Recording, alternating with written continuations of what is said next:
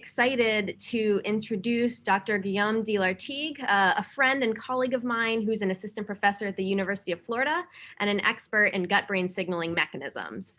Dr. de Lartigue received his PhD from the University of Liverpool and did a postdoc in the lab of Dr. Helen Raybould at UC Davis.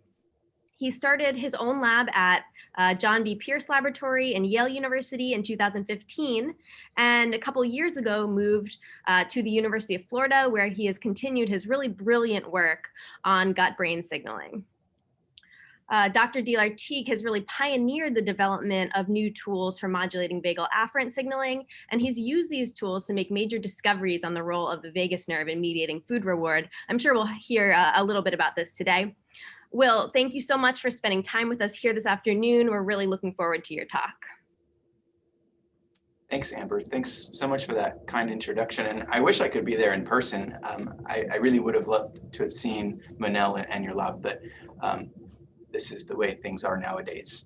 But it is, like you said, really great to see so many people from kind of all over the world. It's really exciting. So thanks everybody for coming. So what I want to do today is talk about some of the work that we've been doing on gut-brain, on studying gut-brain signaling. And as Amber mentioned, really focusing on some reward, but also some satiation and satiety roles of the vagus nerve. So, that doesn't work. Interesting. Here we go. So I'll start by kind of giving a broader history of the vagus nerve, and it was really discovered in the 1st century by this scientist, this amazing scientist called Galen, who was a philosopher, a physician, a surgeon who lived during the Roman Empire time. And he identified what we now know as the majority of the cranial nerves, and is actually responsible for their Roman nomenclature that's currently used. And really, Galen's work on these nerves is actually remarkably accurate still to this day. So he astonishingly, in my opinion, described the fact that these cranial nerves have both motor and sensory pathways that run along the nerve. And 2 millennia later, we can now illustrate this separate circuitries of motor and sensory neurons using mouse genetics. So here I'm actually going to show you some work that was done by the Liberalist lab, and it uses the acetyl, or the choline acetyltransferase promoter to drive a GFP, green fluorescent protein, in efferent neurons. So these efferent neurons are found in the dorsal motor nucleus of the vagus, and they send their projections down towards the peripheral organs so that they control the motor function of these peripheral organs. And then the sensory neurons, in this case, are driven by a VGLUT2 promoter that captures all of the sensory neurons and drives a red fluorescent protein in these neurons. And you can see that these neurons are located in these peripheral ganglia that are called nodose ganglia. And actually, you can kind of neatly see the motor fibers in green running through the center of the nodose ganglia here. So there's actually 2 nodose ganglia. I'm only showing one here. There's one on the left and one on the right of the trachea. And the sensory neurons of the nodose ganglia, they're located in this nodose ganglia, send their information up to the dorsal vagal complex. And you can see that in the top image with all the red fibers in the NTS, dorsal motor nucleus of the vagus and area postrema. And they sense information about what's going on in the periphery and send information up to the brain. So if you actually take a transverse section of the vagus nerve, you can see that the majority of the fibers that are in the nerve are sensory fibers. And it's been quantified to be somewhere in the range of 80 to 90% of the total fibers are sensory.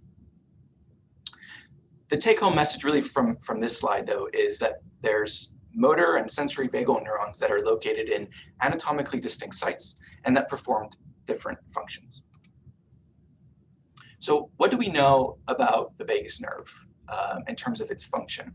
Well, the textbooks tell us that the vagus nerve sends information to the brain about the types and the quantity of food that's sensed at the level of the gut up towards the brain and plays a role in the control of meal termination. So here we have a meal that's happening.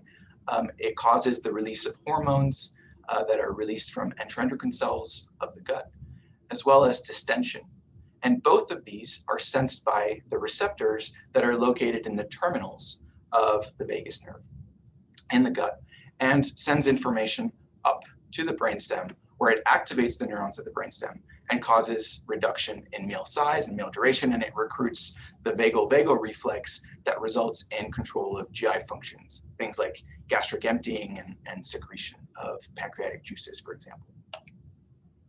So most of this, of our understanding of how the vagus nerve works is based on the fact that GI hormones like cholecystokinin, when injected exogenously, will reduce meal size. So here you can see in this figure by, I think it's Pauli's work in mice, showing that CCK injection causes a reduction, a 30% reduction in food intake. When we vagotomize animals, which is to say that we cut the vagus nerve below the diaphragm, the response to CCK is completely abolished. And so from this, we conclude that the vagus nerve is involved in meal termination, and this is further supported by evidence that decerebrate animals, which lack the connection between the hindbrain and the forebrain, are able to still terminate a meal, suggesting that all of the information that's necessary and sufficient for meal termination is present at the level of the vagus hindbrain circuitry. However, it's important to note that this textbook explanation of the role of the vagus nerve in feeding is somewhat incomplete.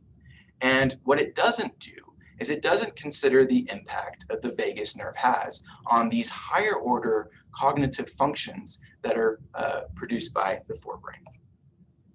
So for starters, if you vagotomize an animal that is fed ad libitum, then it doesn't increase meal size as you would expect if the main role of the vagus nerve was to terminate a meal. Instead, it decreases meal size. And not only that, but it increases meal number. So to me, this suggests possibly a role for the vagus nerve in satiety. In collaboration with Scott Konoski at the University of Southern California, we've also demonstrated that the vagus nerve plays a role in memory. So we performed a novel object and context test in which the animals are familiarized to two different objects. Object A in this case is the blue squares, object B, the red circle. On the next day, the rats get placed in a separate context, so in a new environment, and they get duplicates of the blue squares of object A. And then on the test day, we put them back in the second context, but now we give them access to both of the objects. So we test if the rats will preferentially explore object B, the red circle, because it's new in this context. And what we find is that the animals that are vagotomized, they have worse outcomes in their novel object and context performance. And that really indicates a disruption in hippocampal dependent episodic memory, and is something that might explain that could result in the animal's inability to decide where, when, and what foods to consume under different conditions. And then finally, there's some more controversial evidence that the vagus nerve is involved in appetition. So appetition is a term that was originally coined by Anthony Sclafani. It means an increase in eating or food preference that's driven by post-ingestive nutrients.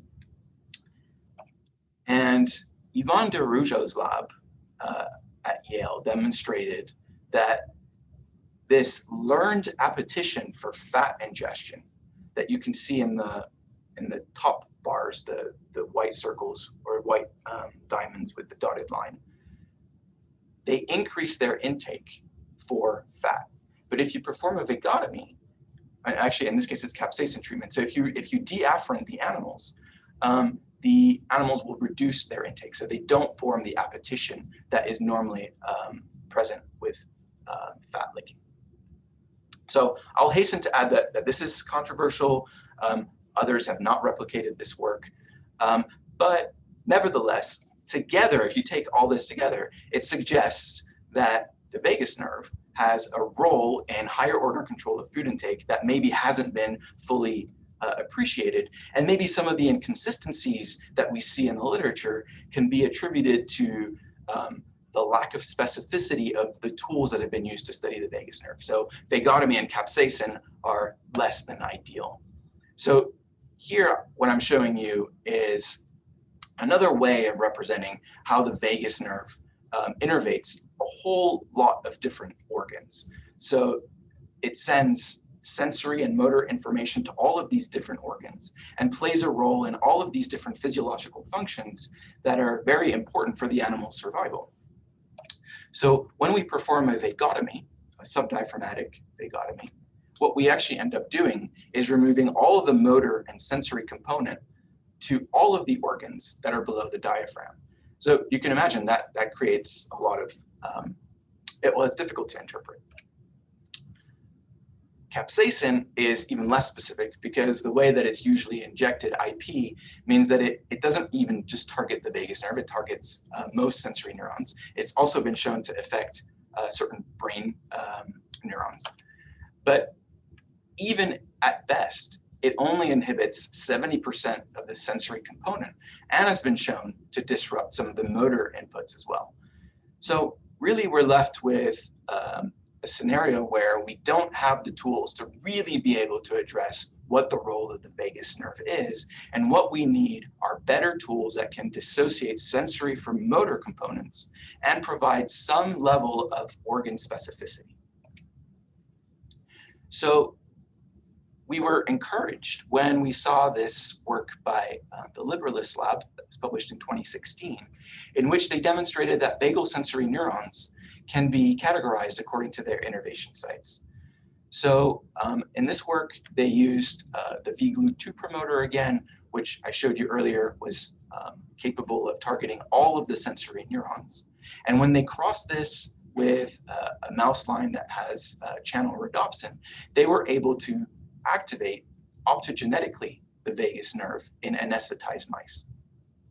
And what they found is that when you do this, you activate at least 3 distinct, functionally separate vagal populations that can control gastric pressure, heart rhythm, respiratory rhythms. And when you look at when they did calcium imaging, they found that the populations of neurons that innervate different peripheral organs respond to distinct stimuli that are associated with that organ. So for example, the neurons that innervate the stomach respond to gastric stretch, but they don't respond to glucose infusion into the intestine, and they don't respond to lung inflation.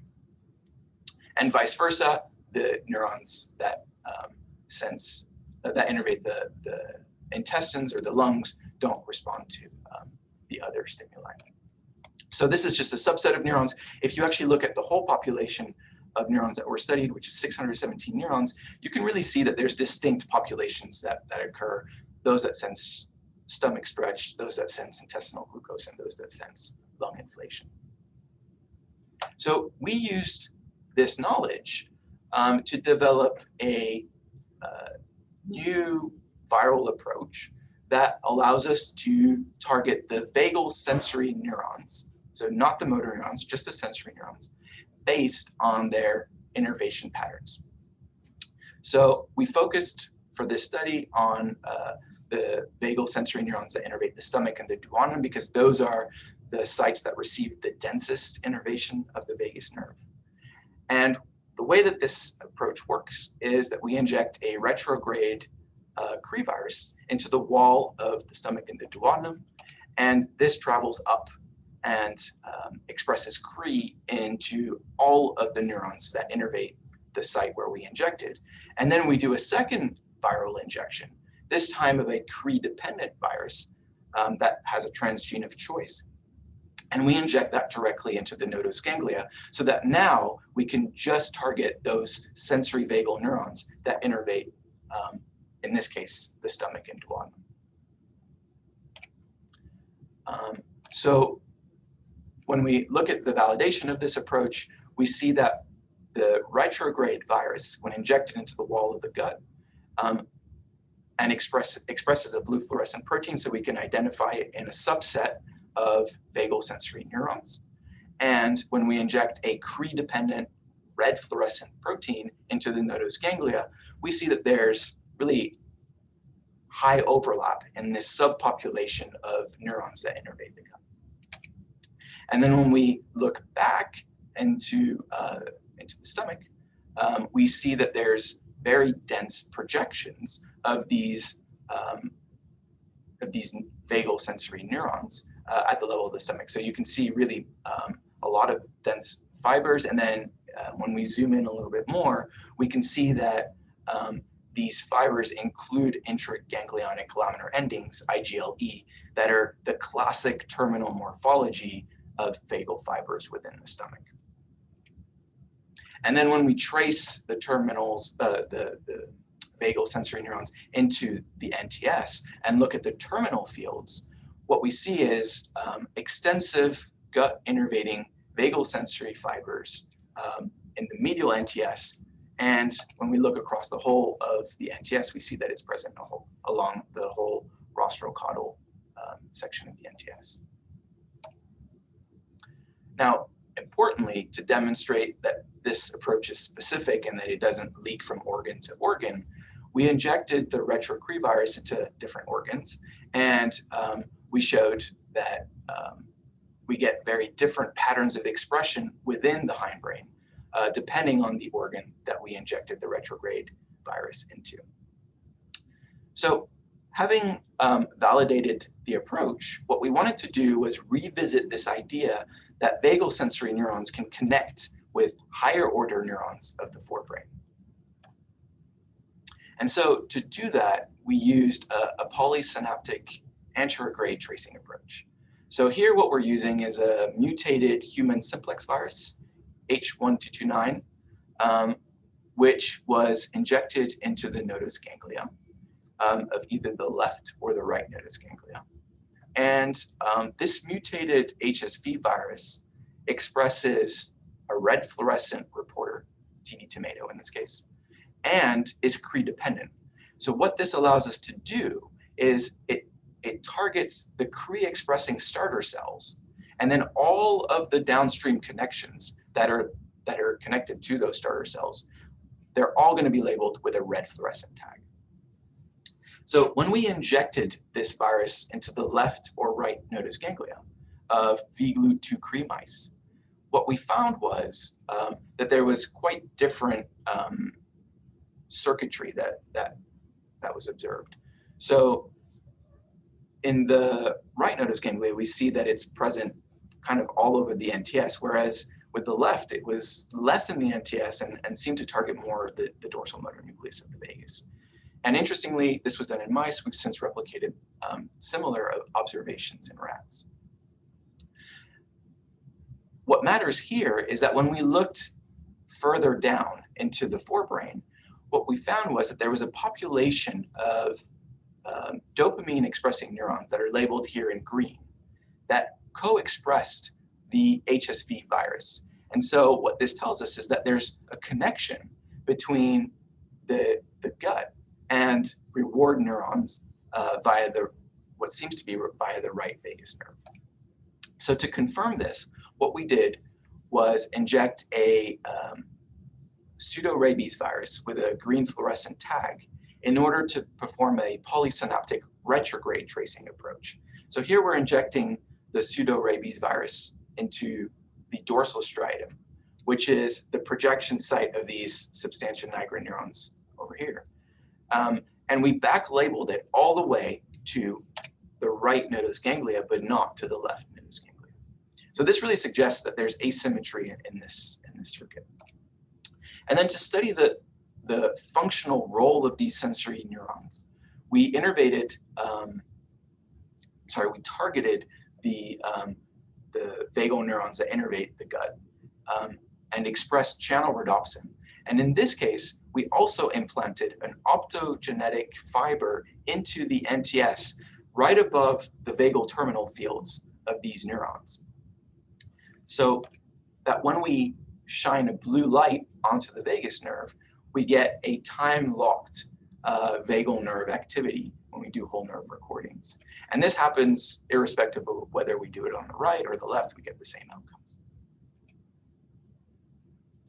So, as we would have predicted from the anatomical tracing studies, what we find is that when we activate the right nodose ganglia neurons that express channel rhodopsin, we get a release of dopamine immediately upon shining the light that persists for a period of time. This does not happen when we shine the light onto the left nodose ganglia. So there's a functional evidence that the right, but not the left, causes activation of a reward circuit. And of course, if we don't shine a light, then we don't get activation of, or we don't get dopamine release. Now, to address whether this dopamine release is mediated by the vagal stimulation could actually cause reward, we tested whether the animals could learn to self-stimulate, because this has been shown to be a hallmark of kind of the normal reward behaviors. And so what we did was we placed these optogenetic fibers that were aimed at the NTS of the terminal fields in mice that had the channel rhodopsin innervating the gut, of nodose neurons that innervate the gut. So we're activating vagal fibers, but only when the mouse nose pokes for the active lever and not when it nose pokes for the inactive nose poke. And what we find is that the animals learn over time to prefer and to self-stimulate the active nose poke, but not the inactive nose poke. And that this increases over a 3-day period. Now, this doesn't happen if we inject a control virus into the right nodose ganglia, and it doesn't happen if we stimulate the left nodose ganglia. So here, what I want to do is show you a video of this, if it works, of the mouse. So what you can see is you've got the mouse with the optic fibers implanted on the head, and it's the left nose poke is the active nose poke. When it puts its nose in it, you can see that it activates the blue light, and it results in stimulation of the sensory neurons that innervate the gut. And you can see that the animal actively seeks to perform this self-stimulation task. And then after a little rest period, it walks around, it explores the cage a little bit more, and then it comes back and it stimulates itself a few more times. So this is evidence, to me at least, that this is a rewarding process for the mouse. But of course, everything I've shown you up till now is that the circuit exists, that it can lead to a reward, but what I haven't shown you is that it's recruited under any sort of physiological conditions. So to determine if the vagal sensory gut-brain axis is necessary for appetition, which is the kind of downstream process of the reward mechanism that I've shown you, we repeated the same process of injecting the retrograde virus into the gut, but this time we injected a Cre-dependent caspase virus into the nodose ganglia. In this experiment, we did it bilaterally. So here we're removing all of the sensory neurons that innervate the gut. And what you can see from the quantification in the bottom left corner, we significantly reduced the number of neurons that innervate the gut. And when we do that and infuse fat into the gut, we lose the sensory response the rewarding response, the dopamine release that occurs in response to intragastric lipid. And we lose the ability of the animals to learn to self-infuse fat into their gut. So in this bottom experiment, what we are seeing is an animal or set of animals that are licking a dry sipper in which they get nothing, except that it triggers a pump to infuse nutrients into the gut. And over a number of trials, the control animal learns to do this and becomes better at it and infuses more, whereas the animals that lack the sensory inputs into the gut are incapable of increasing and learning that fat-induced reward. So the summary up to now is, simply put, that we've demonstrated there's an anatomical circuit that links the gut with dopamine neurons, that the vagal sensory neurons are necessary and sufficient for this gut reward, and that there's asymmetry in the gut reward circuit. And I think that's really probably for me the most exciting part of this. We show that the right nodose ganglia only are connected to the dopamine neurons, that they cause dopamine release when stimulated, and that they promote the reward behavior. And the reason that that's so interesting is that it was somewhat unexpected, because we always think of the vagus nerve as kind of a bilateral system that conveys the same information on both sides, and that it provides some level of redundancy. But in fact, what it seems like is going on is that maybe there's asymmetrical information that's being processed to the brain, and perhaps that reflects different information being sensed at the level of the gut. So this is what we wanted to study next. Of course, the approach that we've taken up till now, we were worried might bias some of our results. We were worried that by injecting at certain sites, maybe we were preferentially targeting the reward neurons or whatever.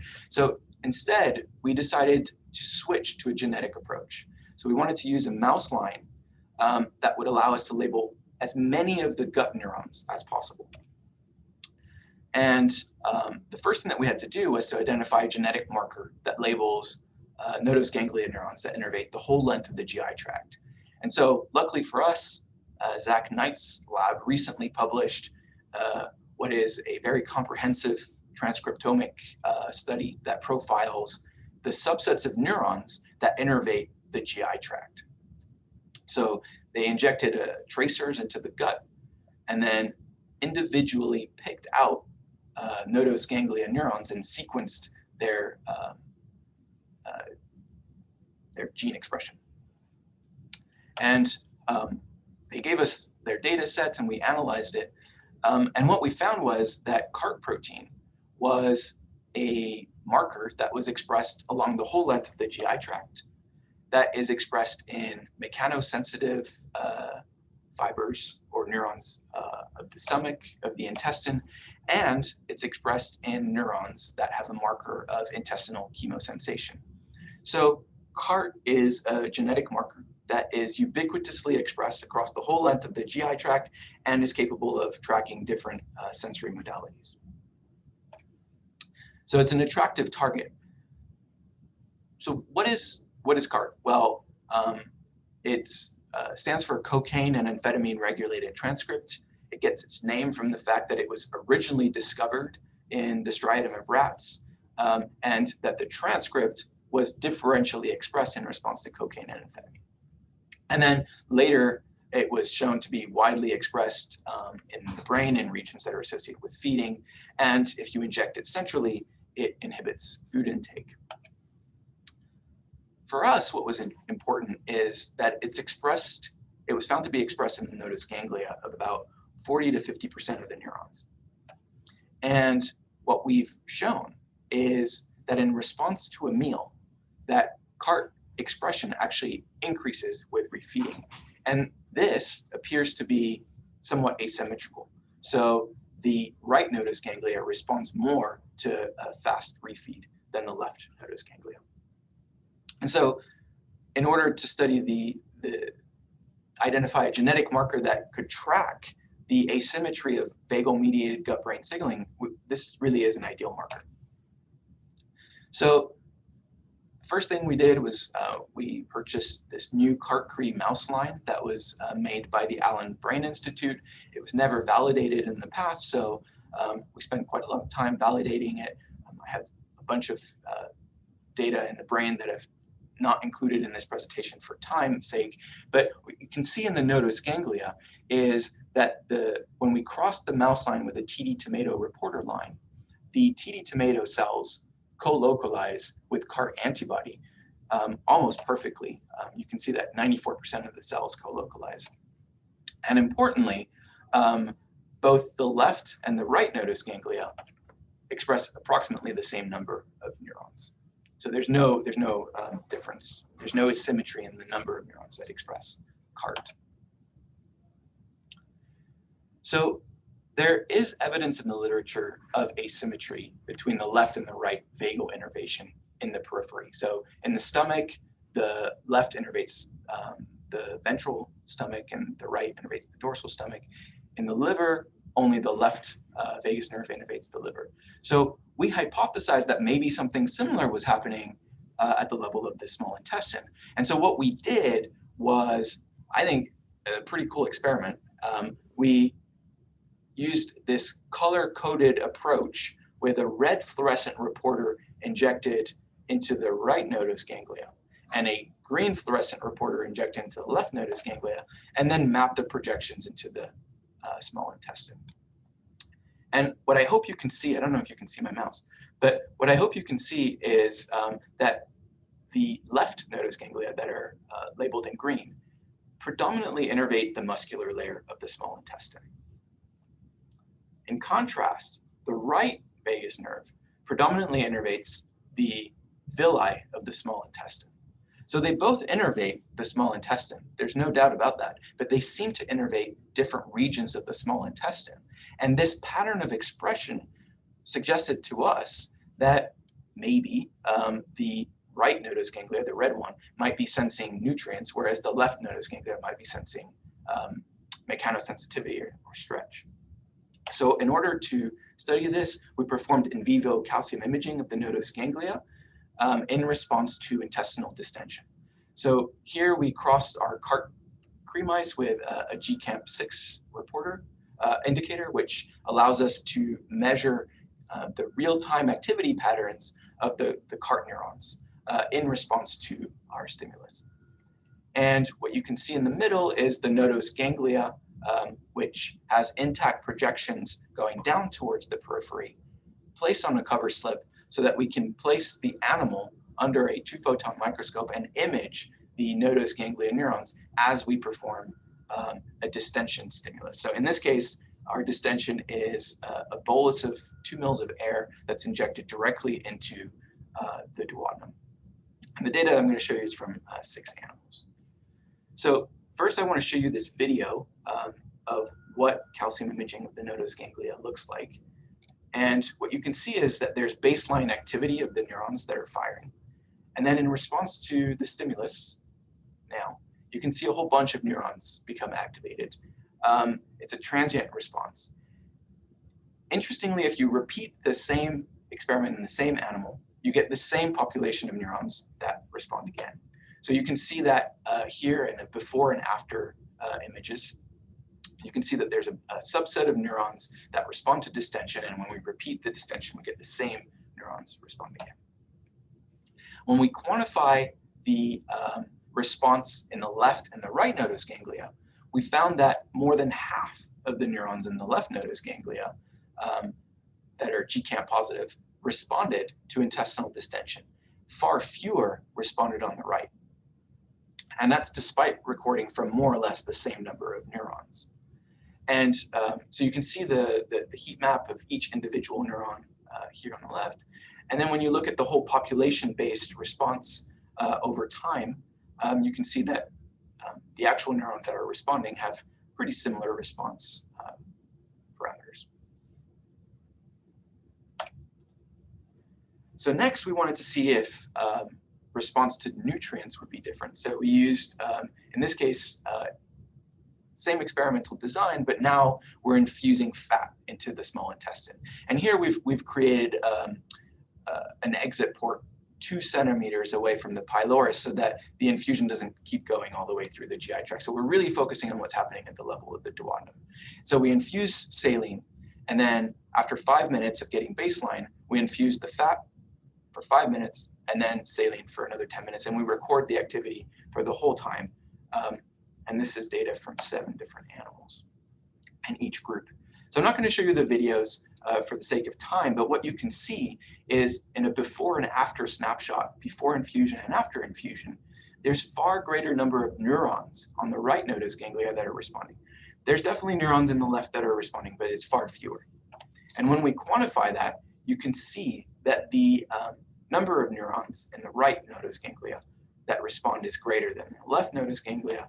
And when we look at the kinetics of the response, you can see that the fat causes a larger, more sustained activity in the right nodose ganglia compared to the left nodose ganglia. Now, it was important to assess whether this bimodal sensory discrimination at the cellular level occurs. So by that I mean, in the same animal, will the same neurons respond to distension and fat? And when we do that, the answer is there's some overlap, but it's pretty small. So the neurons are distinguishable, and they either respond to chemosensation or to mechanosensation. So the data here is for the right, so unsurprisingly, we see more that respond to the fat infusion. We haven't done the left yet, but we assume that we'll see something similar. All right, so at this point, I've shown you that the left nodose ganglia innervates the muscular layer. It senses mechanical distension. The right nodose ganglia innervates the villi. It senses fat predominantly. So what is the functional consequence of this asymmetry? And so there's a lot of evidence in the literature that if you infuse fat into the gut directly, that you can form this flavor nutrient conditioning. So if you train an animal to have 2 novel flavors, and then you pair one of those flavors with a gut infusion of fat and another flavor with a saline infusion into the gut, you'll find that at the end, the animal prefers the flavor that was paired with the fat infusions. So this is work that was pioneered by Anthony Sclafani, but it's been shown by a lot of different people. And so what we wanted to test was whether activating the right nodose ganglia, the ones that preferentially sense fat, would result in a similar flavor conditioning response. So in this case, we use our CartCre mouse again, and we're injecting unilaterally into either the left or the right nodose ganglia a chemogenetic virus that allows us to activate this population of neurons in response to injection of an inert drug, CNO. And what we did was we tested the animal's 2-bottle preference before and after pairing the flavors for either CNO infusion or saline infusion. So the animal licks for the solutions and tells us which one it prefers. And what we found was that when we activate the left nodose ganglia, we get no significant increase in the preference to the flavor that was paired with left stimulation. But when we stimulate the right nodose ganglia, we get an increase in preference for the flavor that was paired with the right stimulation. And this really matches what I showed you earlier with the right preferentially activating a reward circuit. Now, when we looked at what happens to their feeding response, we find that stimulating the same mice, when we stimulate the right nodose ganglia, there is a transient or a small response at 3 hours that reduces reduction in food intake. But when we stimulate the left nodose ganglia, we get a substantial reduction in food intake that lasts for a long period of time. And when we looked at the longer term meal patterns, we actually find that the left nodose ganglia maintains its effects for 12 hours with little rebounding effect, whereas the right nodose ganglia doesn't have an effect at 12 hours. The reduction in food intake that we're seeing in the left nodose ganglia stimulation is really driven by a reduction in meal size, which does not occur when we stimulate the right nodose ganglia. Instead, when we stimulate the right nodose ganglia, we get an increase in ingestion rate that does not occur in the left when we stimulate the left nodose ganglia.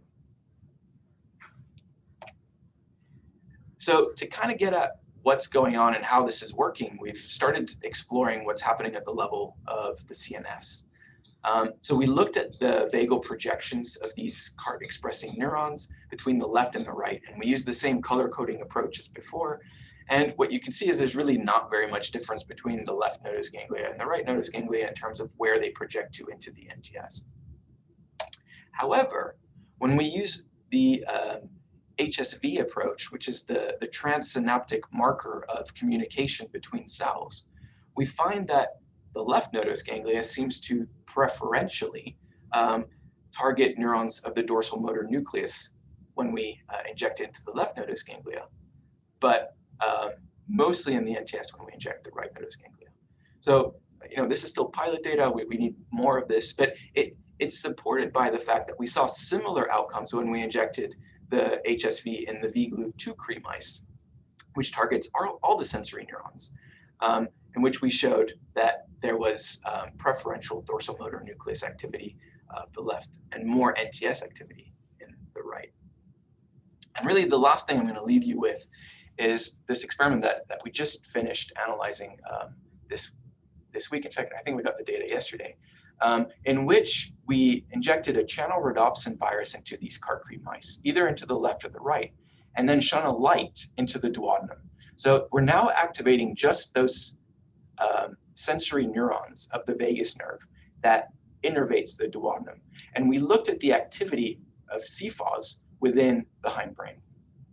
And what we find is, again, this is still pilot data, we only have an N of 4, but it's consistent with this idea that the left nodose ganglia seems to activate the dorsal motor nucleus of the vagus more than the right vagus nerve.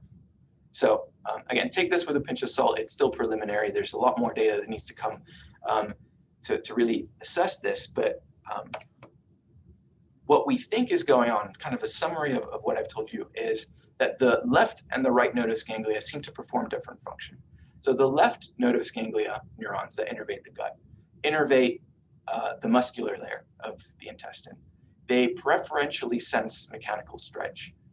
And when we stimulate these neurons, they reduce food intake. And possibly they recruit a vagal-vagal reflex that promotes a reduction in food intake. Conversely, the right nodose ganglia that innervate the gut innervate primarily the villi of the intestine. They preferentially sense fat over stretch. And when we stimulate these neurons, we get a flavor conditioning and we increase the ingestion rate of the animals. And so this likely recruits a reward circuit.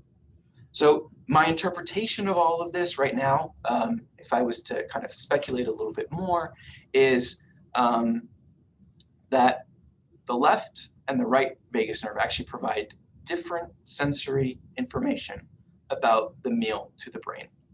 And that the information about the amount of food that we consume is conveyed primarily by the left vagus nerve, will recruit a vagal-vagal reflex that is very strong at reducing food intake.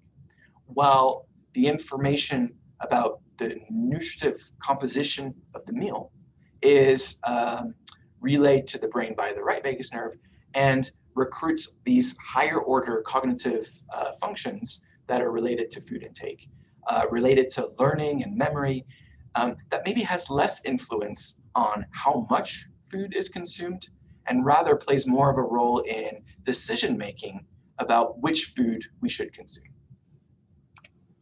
So I'll finish here. I'll just acknowledge all the people that have been involved in this work. This is my lab.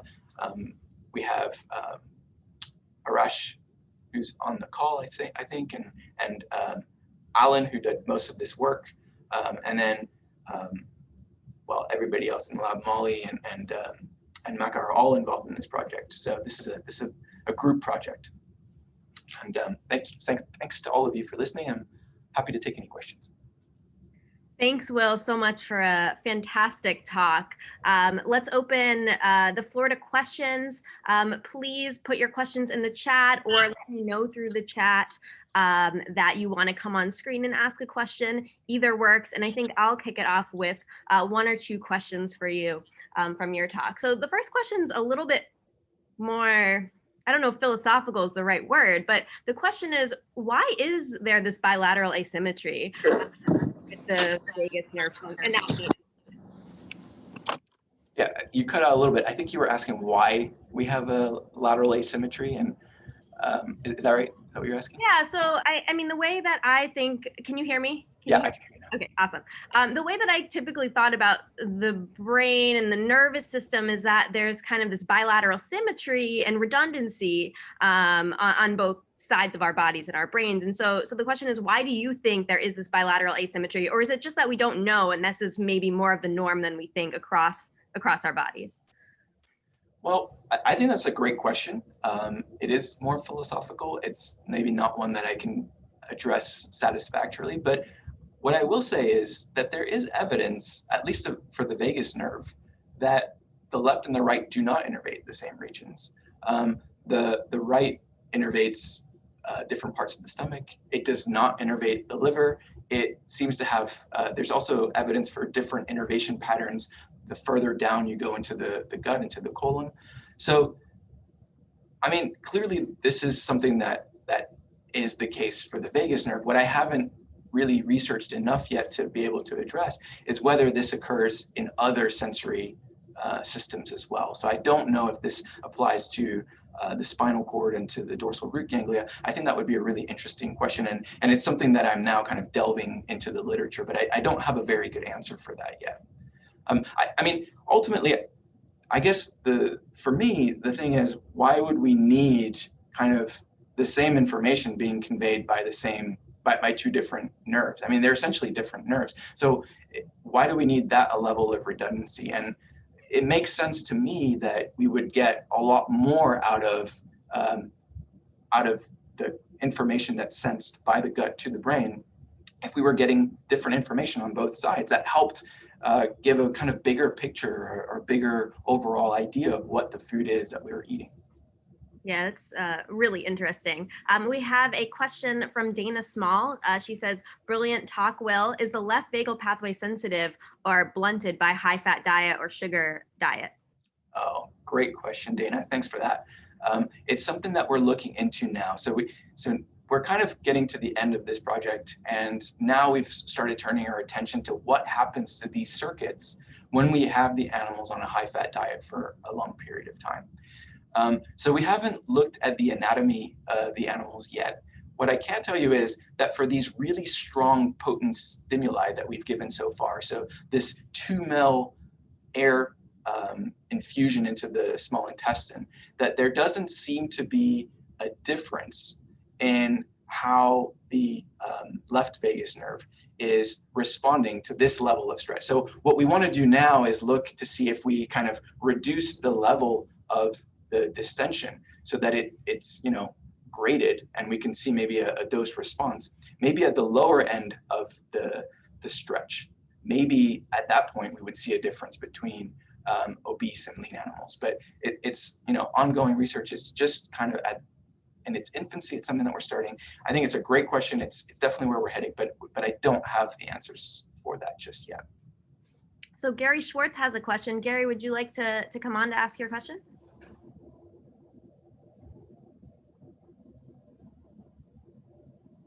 Hi, I'm here. Can everybody hear me or not?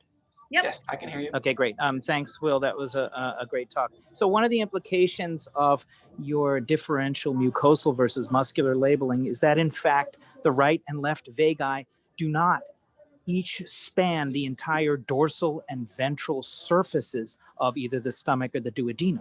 Do you have any terminal field evidence that supports that? So specifically, for example, would the right vagus go, in fact, to both dorsal and ventral aspects of the stomach, and the left vagus for the muscle, and the left vagus go only to the dorsal and ventral aspects of the mucosa, for example, right? So the point is that, you need both sides of the stomach to crunch. And does only one vagus do that? Yeah, that's a great question. It's I don't think there's evidence. I think there's evidence no, to the so I think, contrary in multiple yeah, species. I think at the level of the stomach, certainly, that's not the But case. that begs the question. That begs the question of the specificity of the mucosal versus muscular distinction that you're making, and its importance for nutrient sensing for reward versus for reflexes. So if in fact only one vagus goes to both sides of the muscle and only the other vagus goes to both sides of the mucosa, then sure, then things comport. But in the absence of evidence of that, then it becomes very hard to understand at what neural locus this discrimination for reward purposes versus reflex purposes would occur. It pushes it to the NTS-DMX border at a minimum. Mm-hmm. Mm-hmm. Yeah, I think that's a great point. It's something. Yes, and you have the ability to measure the term. Yeah, so we do. You're right. We've already done that. So we need to know this. Yeah, no, you're absolutely right. So I think what that means is we should go delve back into those tissues and really examine them more closely. So, I want to make the distinction though between the stomach and the duodenum, because, clearly there's evidence that the left innervates one side of the stomach and the right innervates the other side of the stomach. There's a lot of evidence for that. I mean, you've shown that, right? But I don't think that it's as clear for the small intestine. And I think if you look at the neurogenesis of the foregut, which includes the duodenum, you will find, and if you look at the vascular genesis, they are symmetrical, and there's evidence that they do embryologically come in from both sides, both the duodenum and the stomach. I don't think the stomach is as distinct in terms of homeobox genes, growth factors, etc. Yeah, that's a good point. I think it's something that we need to look into a little bit more. We have a question from Linda Reineman. In the final data slide before pilot CFOS data, please comment on the effect size for intake and ingestion rate.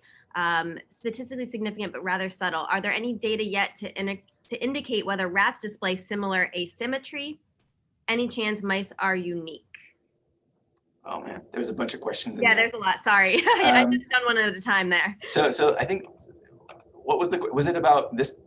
Which data set was it about? So the first question is about the final data slide before pilot CFOS, the effect size for intake and ingestive rate. Yeah, this one. That's the slide, Will. That's the one, because I was trying to digest that, and then you went to the next slide too fast. Yeah, sorry about that. Yeah. So okay. I'm just if you use estimation statistics, which everybody's encouraging us to do now. If you look at average meal size went from about 0.4 to maybe 0.35, right? So it's like a 0.05 gram difference. That's probably the effect size. Yeah, it's pretty small. I agree. But remember, this is over a 12-hour period. So I think what we need to go and do is look at the earlier time points when I think it's probably more pronounced, and probably the effects are smaller later on, or probably completely abolished, in fact, at the later time points, because CNO is known to have an effect of about 6 hours. So the fact that we're still seeing it at 12 hours, I don't think it's because we're still stimulating these neurons. I think it's because we got an effect early on, and that effect was big enough that it didn't get lost out as we averaged out 12 hours worth of food intake. So I guess what I'm saying is, if we look at the earlier time points, which is something that we've discussed doing, I just haven't had time to analyze that data set yet, I think that we'll see a much more pronounced effect on meal size. However, I mean, each animal had a reduction independently. So I think that to me is pretty encouraging. Oh yeah. I mean, I can see that clearly. So I'm not disputing the result. I'm just wondering about biological significance. Yeah, I think that's that much of an effect size. Does it really make that much of a difference? I guess that's all I was asking. Yeah, sure. So when you look at the overall food intake, though, I mean, there's clearly an effect, and when you get to the later time points, it starts to kind of get a little bit closer together. So maybe we just need to look at earlier time points. I think that's a good point. And then the second question from Linda was rat versus mouse. Yes. So, well, I'm glad Arash is on the line, because I keep telling him that people really want to know the answer to this question. It's something that we've started. It's something that we have all the brains for, and it's something that we have not yet analyzed. So what it looks like is that it probably does follow the same pattern. But what I would really like is to kind of get the data set finalized and be able to confidently tell you that the mouse and the rat are similar in the way that they respond. Certainly, I mean, or if they're different, that'd be cool too. Yeah. Well, yeah, that would be cool too. But I mean, we definitely know that, fat infusions cause a condition preference in mice and rats, right? That's the case no matter which animal species you use. So I'd be very surprised if it occurred through different mechanisms in these animals that are pretty close together, evolutionarily speaking. But I mean, it's definitely, I think that the underlying point here is we're doing it. And I'm glad that you're asking this question, because I think it's going to help me encourage Arash to go and do that. We'll get it done by this year, hopefully. Okay, good. Can you switch back to your slides? Right now we are seeing your email. Oh. While you're doing that, Harvey, you asked the next question. I noticed you are unmuted. Did you want to ask that? Oh, I just was not quite remembering the clarity of the left versus right effects on food intake suppression, but you just showed them in answer to Linda's. I didn't remember them quite as clearly as I now see in your re-showing the slide. I guess I was just unsure about that with respect to your conclusion, which really does appear to be that you're making a functional case between the right and reward and the left and intake inhibitory effects.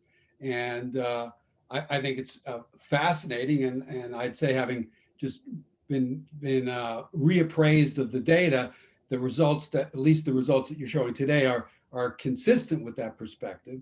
I'm not really sure about the magnitude of the intake suppression, even with the left. Would you have expected it to be more pronounced than what you observe, while it is statistically significant between left and right? So, part of this is how strong a stimulator is the DREAD construct. How does it activate the neurons? Does it do it in a way that they would normally respond to a meal? I mean, there's just so many components to this. So I think we're stimulating the neurons, we're seeing a reduction. Let me see if I can get back to it. I mean, there it is. If I were to give CCK, I don't think I would give it a bigger response than that in a mouse. So I think it's enough. It certainly doesn't stop the animal from eating, if that's the point you're trying to make. So it's not critical for all feeding response, but it plays a role. I think that's the point that we're trying to make. Okay, thank you. The next question is from Mark Friedman. Very nice work. Could some of the spillover with regard to left and right nodos, in other words, less than perfect separation of effect, be due to crossover of left and right thoracic vagal fibers? Yeah. So I was introduced to this idea recently. I hadn't heard of it before. I think that's an interesting possibility. I don't know that we've really observed that ourselves. I have to kind of go and look a little bit more into that and see what the literature says on that. But yeah, I mean, I guess it's absolutely possible. The other possibility, I spoke with Gary Schwartz a while ago, and certainly about this data set, and certainly when you look at the response, the calcium response that we're getting, some of the overlap that seems to occur between the left and the right suggests that it's I mean, it's difficult to know if it's cross modality or if it's cross circuitry. I don't think that we really know the answer to that. It's definitely possible. Gary introduced me to this idea. I hadn't heard of it before, so I don't really have a lot of insight into that. He put a paper in the chat. Oh, so great. we'll to Yeah, I'll look at that later. Thank you. This question's from Nick Betley. In your nodos neuron GCamp monitoring, you show a nice dichotomy of responses of individual neurons in response to fat and distension. Do you think that other non-CART neurons are activated by either of those stimuli? Oh, absolutely. I don't think so. Yeah, I don't think that what we're getting with the CART neurons is every single neuron that innervates the GI tract.